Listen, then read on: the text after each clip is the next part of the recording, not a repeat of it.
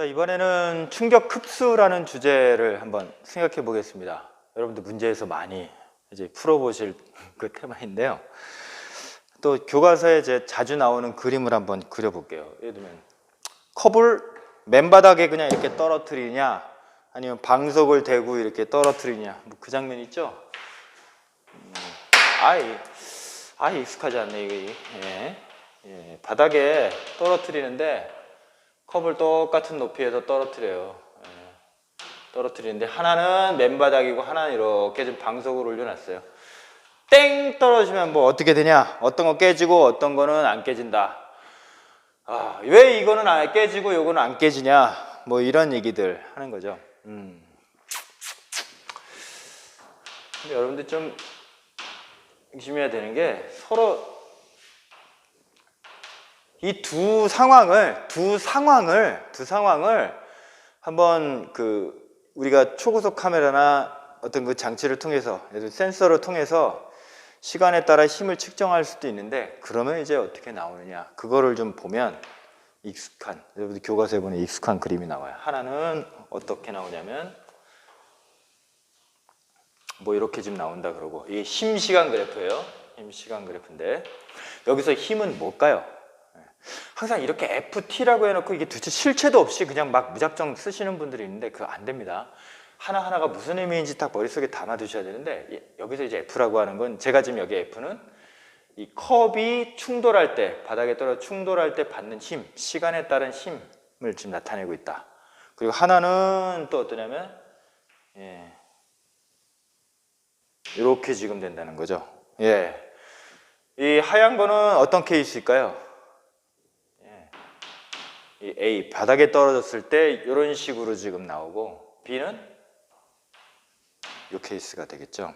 이 특징을 그냥 보는 거예요. 특징을 한번. 여러분 자꾸 무작정 외우지 마시고.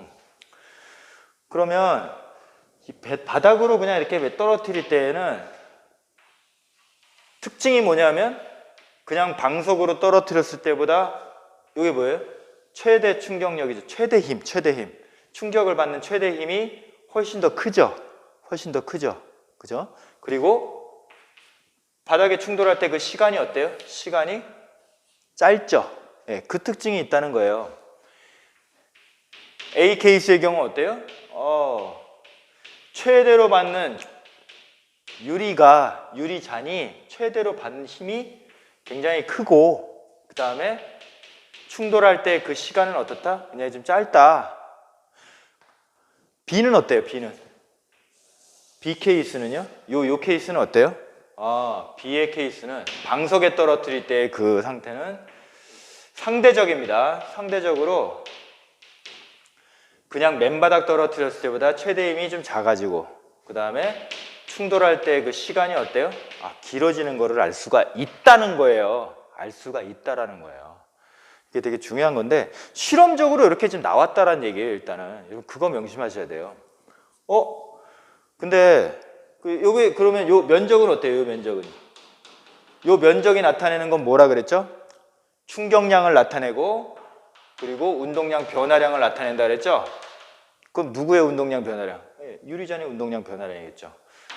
운동량 변화량일 텐데, 그럼 두 개의 면적은 어떻다? 요게 이렇게 된 면적이나 요렇게 해서 둘러싼 면적이나 서로 어떻다? S1, 요게 S2, 이게 어떻다? 같다. 웃기지 마세요. 뭐가 같아요?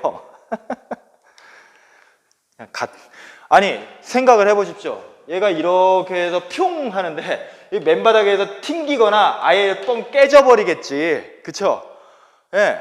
지금 물리적 상황이 다르잖아요. 얘는 어때요? 뚱 해서 하다가 딱 멈추겠죠, 그냥 이때는. 아니, 지금 서로 그냥 물리적 상황이 다른데 어떻게 이게 지금 운동량 변화량이 같겠어요? 말도 안 되죠. 다만 여러분들이 그냥 문제 풀 때 어떻게 해요? 문제 풀 때 편하시라고, 비교하기 편하시라고, 그냥 이게 다 충격량, 이때 바닥에 충돌할 때, 방석에 충돌할 때 그 컵이 받는 충격량이 어때요? 같다라고 그냥 가정하자라는 거죠. 실제로 물리적 상황이 그러겠어요? 안 그러죠. 그래서 문두에서나 조건에 어떻게 두 상황에서의 충격량은 같다라는 조건을 미리 이렇게 제시를 해주는 거죠. 면적이 같다 뭐 이런 식으로. 근데 실제로 여러분 느낌 보세요. 같겠습니까? 안 같아요. 둘은 완전히 케이스가 다른 케이스예요, 여러분. 그렇게 따지시면 안 돼요.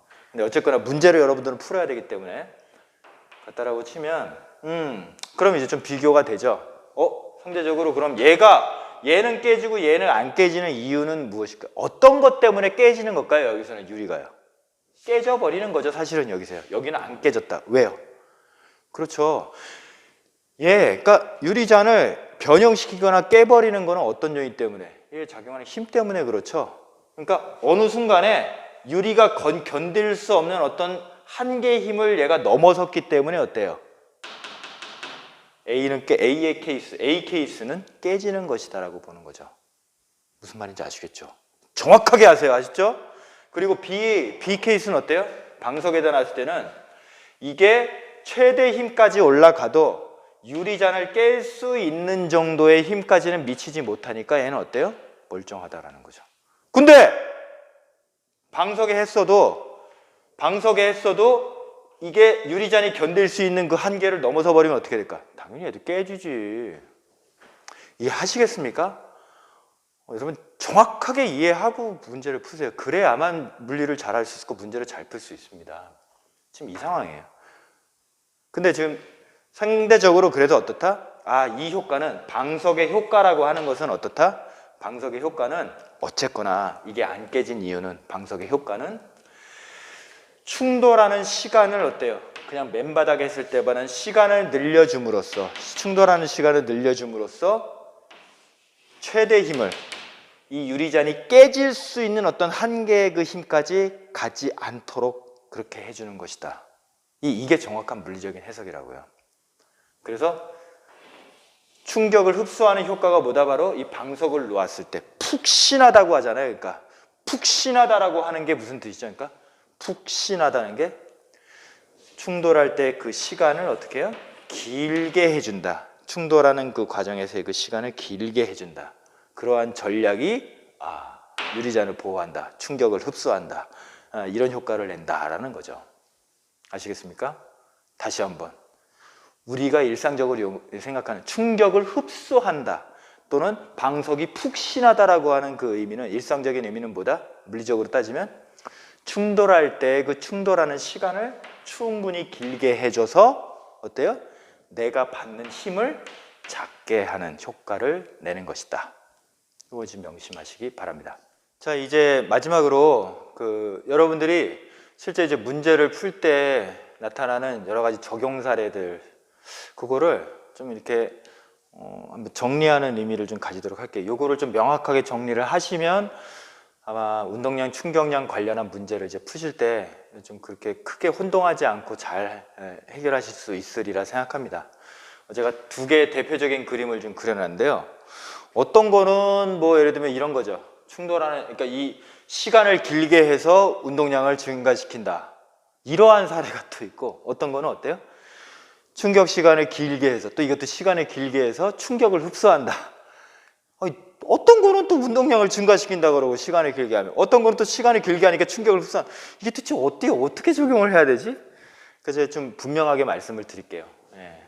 이렇게 지금 두 가지로 구분을 하시면 좋을 것 같은데요. 하나는 어떠냐면 하나의 어떤 그 문제에서 나오는 적용 사례 중에 크게 두 가지.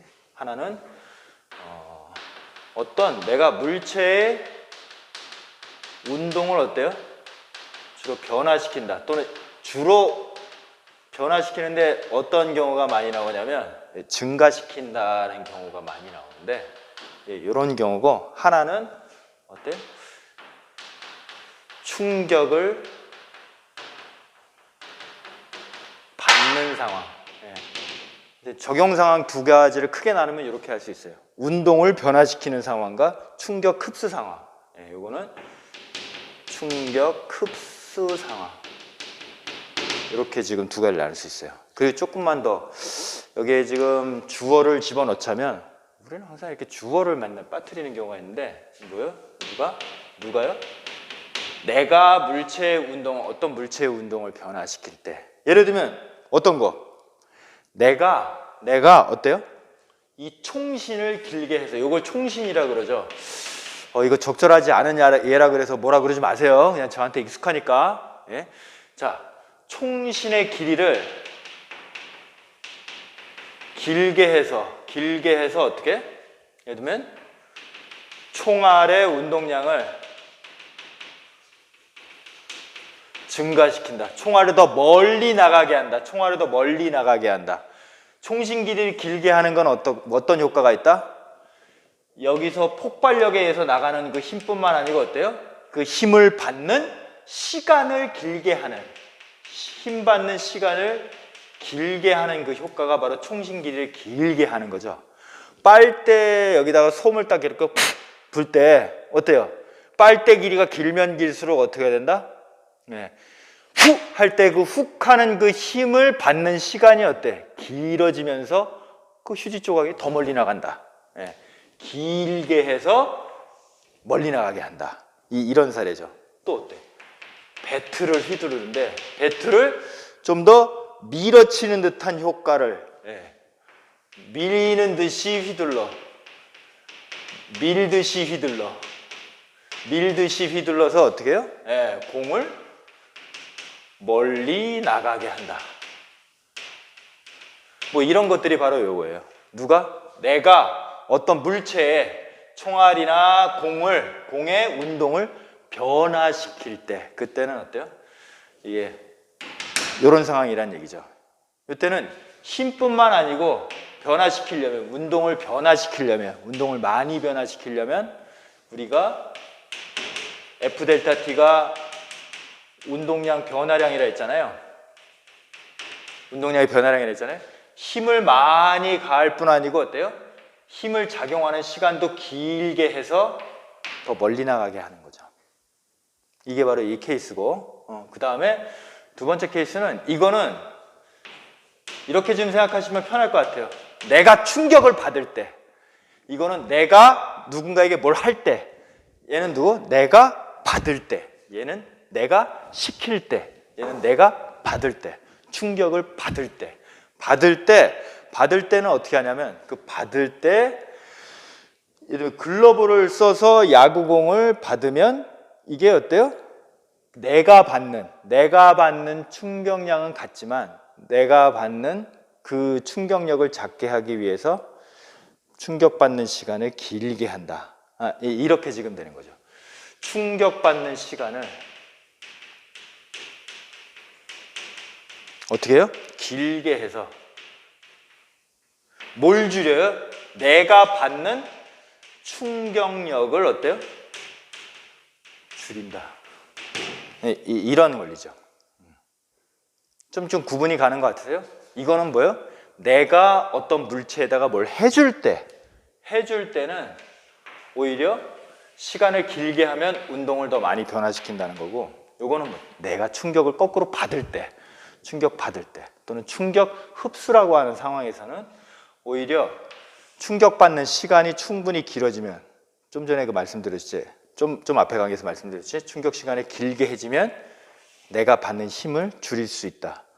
내가 이른바 충격받을 때 아프다라고 하는 거는요, 어떤 것 때문에 아픈 거예요? 그렇죠. 그 앞서 예에서 유리잔 깨지는 거 봤잖아요. 유리잔을 깨트리는 것이나 내가 딱 충격받을 때 아프다라고 하는 거는 뭐 때문에? 바로 충격력 때문에 그러는 거예요. 충격력이 크면 클수록 내가 더 많이 아픈 거고, 유리잔은 어느 순간에 깨지는 거죠. 이거를 줄이기 위해서는 어떻게 해요? 받는 시간을 충분히 길게 해주는 효과들, 에어백이라든가 방석이라든가 스프링이라든가 이런 것들을 쓴다는 얘기죠. 아시죠? 자, 이렇게까지 어느 정도 총 2강에 걸쳐서 운동량, 충격량 개념을 정리해 봤고요. 제가 또 예시 문제를 좀 드릴 테니까 그것도 한번 꼭 풀어보시기 바랍니다. 여러분 고생하셨습니다.